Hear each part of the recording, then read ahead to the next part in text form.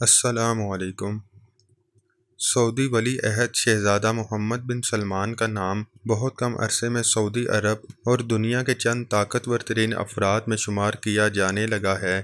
33 سالہ شہزادے کو سعودی عرب کی فوج، خارجہ پالیسی، معیشت اور روزمرہ کی مذہبی اور ثقافتی زندگی پر اثر و رسوخ حاصل ہو چکا ہے۔ اگر بات کی جائے سعودی ولی عہد کی نجی زندگی اور مشاغل کی تو کئی حیران کن باتیں سامنے آتی ہیں۔ انہیں واٹر سپورٹس جیسے واٹر اسکینگ پسند ہیں، جبکہ آئی فونز اور ایپل کی دیگر ڈیوائسز کو استعمال کرتے ہیں۔ اسی طرح جاپان ان کا پسندیدہ ملک ہے، جہاں وہ اپنے ہنی مون پر بھی گئے۔ نیو یارک ٹائمز کو سعودی شاہی خاندان کے ایک رکن نے نام ظاہر نہ کرنے کی درخواست پر بتایا، محمد بن سلمان کو ہمیشہ اپنے عوامی کردار کے بارے میں فکر رہتی ہے۔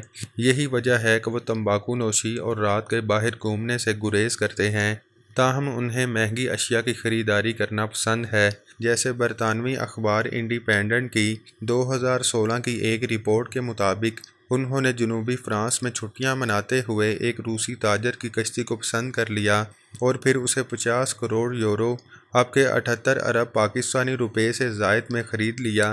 انہیں یہ کشتی ساحل پر ڈولتے ہوئے پسند آئی اور اس کی خریداری کا معاہدہ چند گھنٹوں میں طے پا گیا۔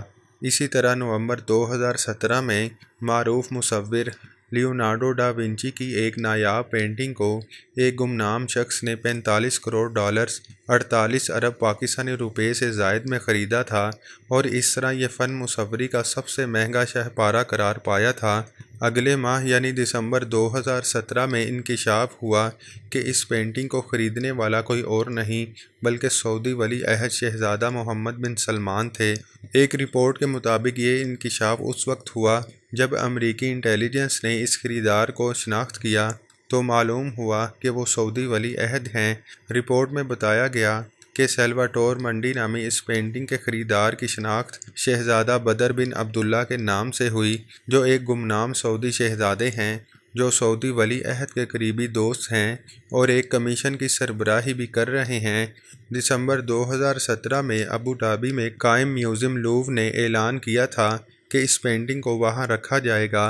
اسی طرح دسمبر 2017 میں نیو یارک ٹائمز کی ایک رپورٹ میں بتایا گیا تھا کہ سعودی ولی عہد نے فرانس میں موجود ایک قلعے کو 30 کروڑ ڈالر سے زائد 33 ارب پاکستانی روپے میں خریدا ہے۔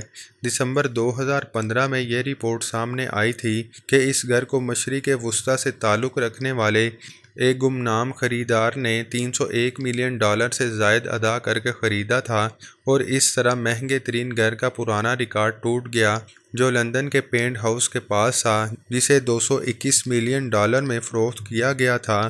پیرس کے قریب واقع یہ گھر 56 ایکڑ رقبے میں پھیلا ہوا ہے اور اس کا ڈیزائن 17ویں صدی کے محلات سے متاثر ہو کر تیار کیا گیا۔ اس سے ہٹ کر سعودی ولی عہد اپنے ملک کو تیل سے ہٹ کر بھی معاشی طور پر مضبوط بنانا چاہتے ہیں، جس کے لیے انہوں نے 2016 میں طویل المیعاد اقتصادی منصوبے وژن 2030 کا اعلان کیا تھا، جس کا مقصد سعودی عرب کی معیشت کا انحصار تیل سے ختم کرنا ہے۔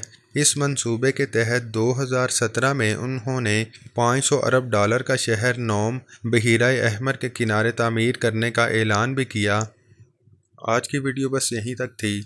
اگر آپ کو یہ ویڈیو پسند آئی ہے تو لائک اور شیئر کریں اور ہمارے چینل معلومات کا سفر کو سبسکرائب کریں۔ آپ کا بہت شکریہ۔ اللہ حافظ۔